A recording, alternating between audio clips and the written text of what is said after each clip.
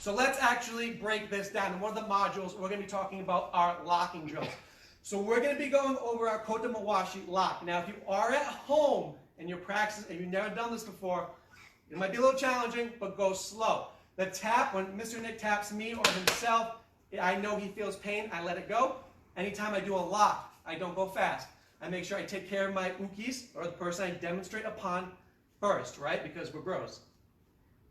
All right, so now, here's what we're going to do. Our Kote-Mawashi lock. The first thing you need to understand if you watch our Jiu-Jitsu manipulation course is I need an iron grip. So anytime I grab a limb or a joint, I have a very firm grip on it. If my grip is loose, my lock is not going to be as effective as I want. Again, we always talk about, I can't just walk up to Mr. Nick, grab his hand, and put him in a lock. That's not how real self-defense works. I'd have to strike him, come in, or if I'm nasty, just grab his finger. Now, we're over here. So I have my iron grip. I'm going to grab thumb to thumb and then bring this right to my chest, okay? I have a good stance, my iron grip. Now for my Kote-Mawashi lock, all I'm going to do is grab this, double up, and bring the pinky to his nice nose, newly fixed. There we go, over here. No plastic surgery, it's all natural. So we're going to be here, in. Watch my elbows, they're not out here, in. Now watch the movement of this. This is how you become a little sniper with your locks. See the look, you see it? Now, you'll see what happens, watch this. The knee drop is an involuntary motion because his body is trying to get out of pain. So in real self-defense, if I snap it, he comes right down, I can kick, I can break, I can come up, all right? So that's one way to do that Kote-Mawashi. That's your main way, just up here. Now, maybe 3 other ways. And the good thing about this is you can rewatch this. So my second way to do the Kote-Mawashi lock is actually bringing this arm in, so I bend his elbow. So if I'm over here, say for some reason this isn't working, how's my arm look? Great.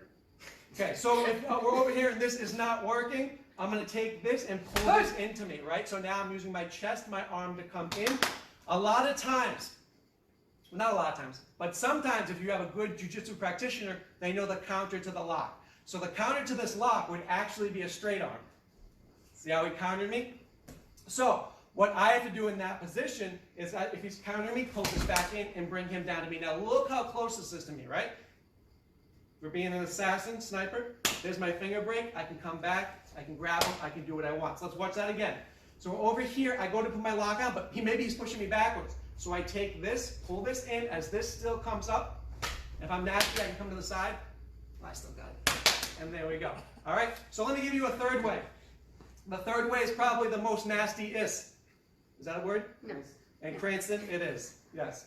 So we're over here. Now what happens is I'm going to roll my elbow on top of his. You don't like that, right? He's a black belt now, and he's 18, so we can do as much pain as we want. You're 18, right? No. He's not? You are now. Cranston, you are. Cranston, you are. Sorry, Mama Nick. All right, so we're coming over here. I'll be in the ACI. So this is going to be rolling on top. Now look, watch my body. So let's say he grabs me. There's my poke. There's my kick. Look it. See how tight I am? So the economy of motion is right there. I'm not doing this. Sometimes you see that. No, it's not that, right? If this is real self-defense, I'm in and out 2-3 seconds. Over the top, and there's my break. Okay, I'm going to give you the last one. Now let's say you have a giant dude, right? So you ever see the dude with like the huge hands. Sometimes you can't get your hand around it. Now my hands are very, very strong, but they're not so big. That little hand, little hands, okay? But big biceps. So over here, did I say that on camera? Okay, so Gio's laughing. So what happens is sometimes you can't actually get the whole hand like this. So although I'm going to call this a Kote-Mawashi lock, it's actually not, because Kote-Mawashi affects the wrist. I'm going to be affecting the fingers. So what I'm going to do is split the fingers up here, right? So when I'm up here, I'm going to split.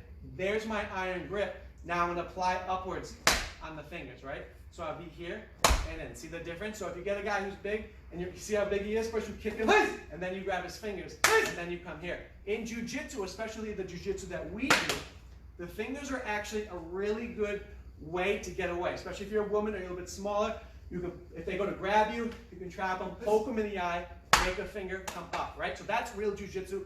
That's the jiu-jitsu you really want to do, so you are safe in self-defense. So let me break that down again. And then our module on the university, I'll break it down even more. So we have our first Kote-Mawashi. This is your mainstay. This is your bread and butter. Okay, so I'm in here, everything's in. You can see how I'm facing my adversary. 2 hands on the lock. Here. My second one is I pulled this in. Okay, so I want to get it into me. My third one is bringing this on top. So especially if I get someone pushing me forward.